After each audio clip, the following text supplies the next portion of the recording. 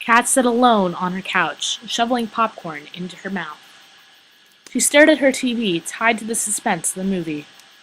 The sky darkened as the sun approached the horizon, hidden behind the ocean of trees her house lay among. One lone tree stood in the center of her yard, visible through the living room window. A menacing presence filled the area, yet to make itself known. Kat was glued to her movie, but still able to catch a glimpse of the black object aimed at her door. Kat jumped, startled by the unexpected disturbance, and spilled her popcorn. "What the heck?" she whimpered, approaching the door. The doorknob was cold in her hand, her heart pounding in her chest. The hinges squeaked as the door creaked open. A rush of cold air washed Kat's face as her eyes scanned the dim yard. Nothing could be seen. Nothing made a sound. She slowly shut the door, then cleaned up the popcorn. She had just sat down when another black object hit her door with a louder thud than before. She looked at the tree in the yard, almost certain she saw what threw it. Kat sat there watching the tree, waiting for something to happen. "It's just some kids," she thought. "Nothing to worry about." She quickly made herself comfortable and began to turn on another movie. Minutes passed and another thud shattered the silence, shaking the door. Kat raced for the lock and quickly shut the blinds. "Now go away," she said, but grabbed a knife to calm her nerves and give her a sense of security. She heard light pecking on the living room window. The pecking grew louder, faster. She froze there in place, staring at the windows, and the tapping became more profound. She was afraid to investigate, but brave enough to stand her ground. Her home was small, and every hiding place would be too predictable.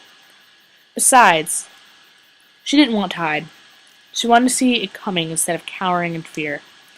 The tapping suddenly stopped.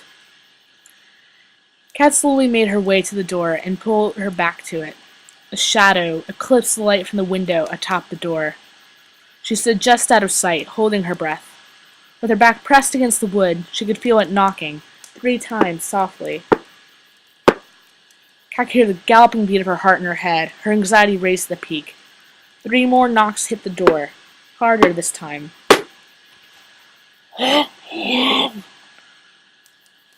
A hoarse whisper slipped through the door and into Kat's ears. She bit her lip, tears filling her eyes. Another 3 knocks erupted, furious now. A now angry voice ordered. The knocking didn't cease. It grew harder as the voice grew louder. The knocking grew so fierce it could have shattered the door. Tears leaked from her eyes. "What do I do?" she thought. "Should I open the door?" The knocking was more than she could bear. "I know you're in there, Kat," it said. Her stomach twisted, her breath caught in her throat, and tears now streamed down her face. "Go away!" she shouted finally.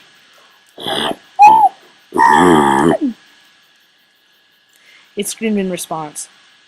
"Leave me alone!" she cried. The voice in the knocking echoed in her head, making her more nauseous than before. Reaching for the lock hesitantly, she sucked up her tears and held her breath, unlocking the door and throwing it open. Nothing was there. The tree stood in the yard, unmoving, no wind, nothing. She shut the door, shaking in fear. The click of the lock, the room grew cold. Goosebumps covered her skin. "Thank you for letting me in," a voice whispered behind her.